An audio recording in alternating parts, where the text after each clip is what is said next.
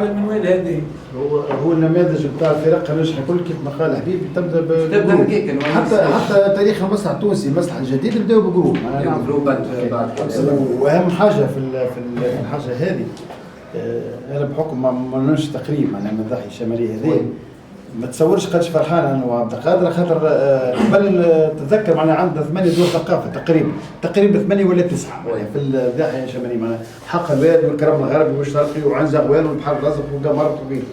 ما كانش فما جروب تاع مسرح راهو معناها كان ثم فقر تام حاجه باهيه مؤسسته معناها مسرح في دار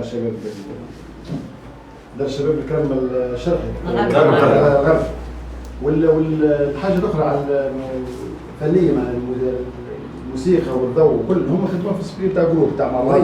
الشيخه سبقت التخيل الفني في الضبط هذاك علاش معناها جات معناها اخر حاجه خممت فيها هو الكليراج كيفاش